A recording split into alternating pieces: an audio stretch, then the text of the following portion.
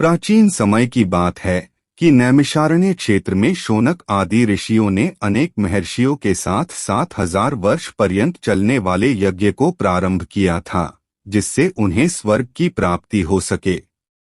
उस क्षेत्र में सूत जी पधारे तब ऋषियों ने उनका बहुत आदर सत्कार किया, क्योंकि सूत जी पौराणिक कथा कहने में सिद्धहस्त थे और उन्होंने विभिन्न रूपों से अनुभव प्राप्त किया हुआ था। इसीलिए सारे ऋषियों ने उनसे कहा, आप हमें इस संसार, भगवान, यमलोक तथा दूसरे शुभ अशुभ कर्मों के बारे में बताएं, जिससे मनुष्य किस रूप को प्राप्त होता है, इसका ज्ञान हमें देने की कृपा करें। सूत जी ने कहा, इस संसार जगत के निर्माता भगवान विष्णु है। वो जल में रहते हैं, इसीलिए उनका नाम नारायण है। वह लक्ष्मी जी के पति है। भगवान विष्णु ने हर युग में भिन्न भिन्न अवतार धारण करके पृथ्वी पर जन्म लिया है, ताकि वह अधर्म का नाश कर सके और पृथ्वी की रक्षा कर सके। भगवान विष्णु ने राम का अवतार लिया और लंका के राजा रावण का वध करके अधर्म को खत्म किया। उन्होंने नरसिंह रूप में राजा हिरण्यकश्यप का वध करके भक्त प्रहलाद एवं दूसरे प्रजा की रक्षा की। भगवान विष्णु ने वराह रूप में भी अवतार लिया ताकि पृथ्वी का उद्धार कर सके और फिर मत्स्य रूप में अवतार लिया। वेदव्यास जी भगवान विष्णु के ही अंश है। वेदव्यास जी ने यह पुराणों की रचना की है। कहा जाता है कि एक सर्वोत्तम वृक्ष भगवान विष्णु है, उसकी दृढ़ मूल धर्म है, उसकी शाखाएं वेद है, उस वृक्ष के फूल रूप में यज्ञ को माना गया है और फल के रूप में मोक्ष को माना गया है। वह सर्वोत्तम वृक्ष रूपी भगवान विष्णु ही सारे फल और मोक्ष को देते हैं। एक समय पर पार्वती जी ने भगवान शिव से पूछा था, आप खुद ही एक भगवान है, इस संसार के रचयिता है, तो आप किसका ध्यान करते रहते हैं? यह सुनकर भगवान शिव ने कहा, मैं देवों और ऋषियों का ध्यान करता हूँ, उसमें विष्णु ही श्रेष्ठ है। इस संसार में परम ब्रह्मा भगवान नारायण विष्णु है और उन्हीं का चिंतन करता हूँ। भगवान विष्णु ही अनेक रूप में अवतार लेने वाले परम ब्रह्मा है। भगवान विष्णु ही अनेक रूप में पृथ्वी पर अवतार लेकर अधर्म का नाश करके धर्म की स्थापना करते हैं। इस प्रकार भगवान शिव ने पार्वती जी को भगवान विष्णु की महिमा बताई थी। तब ऋषियों को दूसरी बातें जानने की उत्सुकता हुई।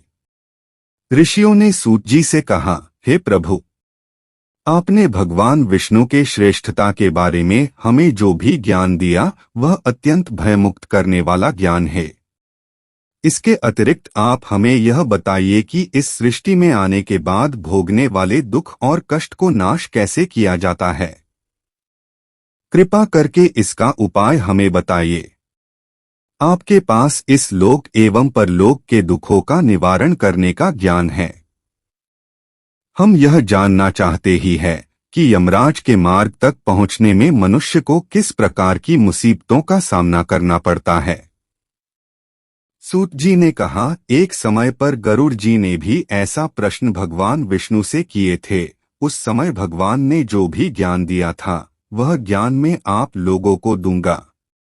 यम का मार्ग बहुत कष्ट वाला है, किंतु आप अगर अपने कल्याण के लिए यह जानना चाहते हैं तो मैं आप लोगों को इसके बारे में बताता हूँ। गरुड़ जी ने जब भगवान विष्णु से पूछा था कि आपके नाम की आराधना करना तो अत्यंत सरल है, आपकी भक्ति करने के उपरांत भी मनुष्य नरक में क्यों जाता है? आपकी भक्ति के भिन्न भिन्न मार्ग और गतियां हैं, फिर भी मनुष्य जब आपकी भक्ति से वंचित रह जाता है तो उसे यह दुर्गम मार्ग कैसे मिलता है और इसके कष्ट क्या हो सकते हैं? पाप करने वाले पापियों की किस प्रकार दुर्गति होती है और किस रूप में उनको नरक मिलता है? आप मुझे कृपा करके बताएं। ऐसे पूछने पर भगवान विष्णु ने गरुड़ जी को कहा, हे गरुड़, मैं तुम्हें यम के मार्ग का ज्ञान देता हूँ। इसी मार्ग से पापी लोग यमलोक को प्राप्त करते हैं। इसका वर्णन अत्यंत भयानक है। जो मनुष्य उग्र स्वभाव के होते हैं, धन और मर्यादा का ज्ञान जिसमें नहीं है, जिनको संसार में मोह माया है, वो मनुष्य अपवित्र होते हैं और वही नरकलोक में जाते हैं। दानवीर मनुष्य मोक्ष को प्राप्त करते हैं और पापी लोग कष्टपूर्वक यम की पीड़ा भोगते हुए नरक में जाते हैं। दुष्ट और पापी लोगों को इस संसार में किस प्रकार के दुख मिलते हैं, उनकी मृत्यु किस प्रकार होती है, उसका ज्ञान मैं तुम्हें देता हूँ। इस संसार में जब मनुष्य जन्म लेता ही है, तब वह अपने पूर्व जन्म के कर्मों के हिसाब से इस जन्म में शुभ अशुभ फल भोगता है। बुरे कर्मों के प्रभाव से व्यक्ति को रोग हो जाता है। परेशानियां और रोग से पीड़ित वह व्यक्ति निराश हो जाता है। व्यक्ति कितना भी बलवान हो, युवावस्था में उसके पत्नी पुत्र होने के बावजूद वह अचानक से भयभीत होने लगता है। काल उसको घेर लेता है। वृद्धा अवस्था में व्यक्ति को मृतक के समान रहना पड़ता है। घर के लोगों के द्वारा अपमानित होता है और अपमानजनक आहार लेता है। आहार लेने की शक्ति कम हो जाती है और इसकी वजह से चलने फिरने की शक्ति भी कम हो जाती है।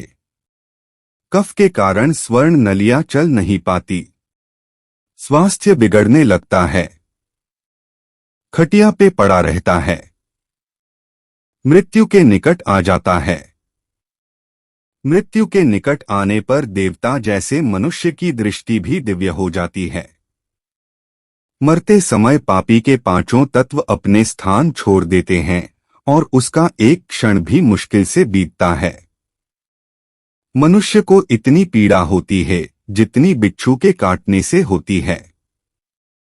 यमदूतों के भय से उसके मुंह से जाग और लार गिरने लगती है। ऐसे ही पापियों के प्राण जब निकलते हैं तब उनको यमदूत मिलते हैं। यमदूत के लाल नेत्र होते हैं और मुख भयानक होता है। उस समय यमदूत अत्यंत क्रोधित होते हैं और उनके हाथ में पाश और दंड होता है और वह दांत को पिसते हैं। उनके मुख काले और नख विशाल होते हैं। उनको देखकर प्राणी भयभीत होकर मलमूत्र का त्याग करने लगता है।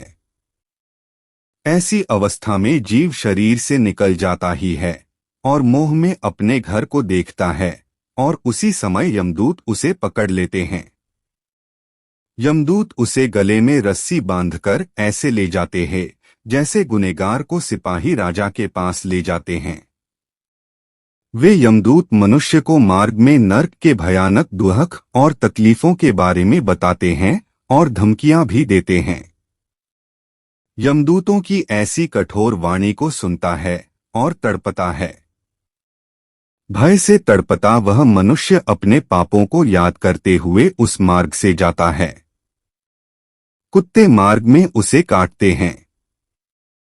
उस मार्ग में उसे खाने को खाना और पानी नहीं मिलता। सूर्य की तेज गर्मी में चलना पड़ता है। यमदूत उसे मार्ग में कूड़े से मारता है और घसीट कर ले जाते हैं। इस प्रकार अत्यंत पीड़ा सहकर वह अंधकारमय यमलोक में पहुंच जाता है। वहां उसे उसके पापों का फल मिलता है। यमराज उसे घोर नरक की यातना देकर फिर से मनुष्य लोक में भेजते हैं। अपने पुत्रों द्वारा दिए गए पिंड और दान को वह जीव खाता है, पर फिर भी पापी जीव होने के कारण उसकी तृप्ति नहीं होती। जिस मनुष्य का पिंड दान नहीं होता वह प्रेत योनि में रहकर निर्जन वन में दुख पूर्वक भ्रमण करते हैं। यम की यातना भोग बिना जीव को मनुष्य के रूप में जन्म नहीं मिलता और वह अन्य योनियों में भटकता रहता है। उस पिंड के रोज 4 भाग होते हैं। उसमें से 2 भाग पंचभूतों को, 1 भाग यमदूतों को और 1 भाग उस जीव को खाने को मिलता है। ऐसे 9 दिन तक पिंडदान करते ही है और वे लोग खाते हैं।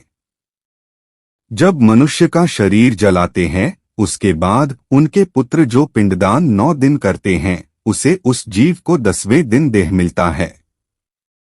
वह जीव को देह आकार यमलोक मार्ग में अपने कर्मों का भोगना पड़ता है। अब किस तरह से 10 दिनों के पिंड से शरीर बनता है उसे बताता हूँ। पहले दिन के पिंड से सिर, दूसरे दिन से गर्दन और कंधा, तीसरे दिन हृदय, चौथे दिन पीठ, पांचवें दिन नाभि, छठे दिन कमर, गुदा, लिंग, भग और मांस के पिंड आदि बनते हैं। सातवें दिन हड्डी और आठवें नौवें दिन जांघ और पैर, 10वें दिन के पिंड से इस शरीर में सुख, सुंधा, तृषा की उत्पत्ति होती है।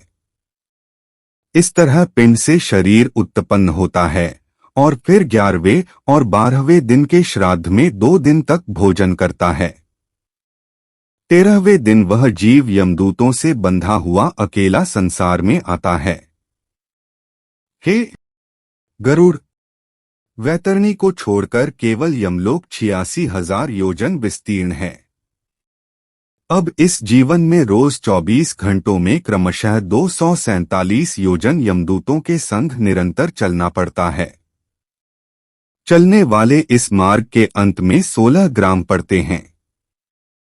उनको पार करके धर्मराज के नगर में वो पापी जीव पहुंच पाता है।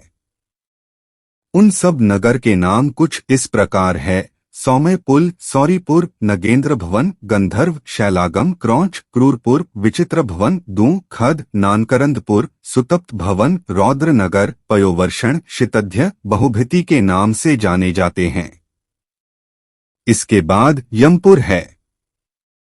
यमलोक में जाने वाला मनुष्य अत्यंत पीड़ा भोगता है और अपने कर्मों को याद करते हुए पीड़ित होता रहता है। अपने कर्मों के विषय में चिंतन करता हुआ अनेक दुख भोगता है। इस पर भी यदि वो दोबारा जन्म प्राप्त करता है तब उसी प्रकार भगवान को भूलकर कर्म करता है।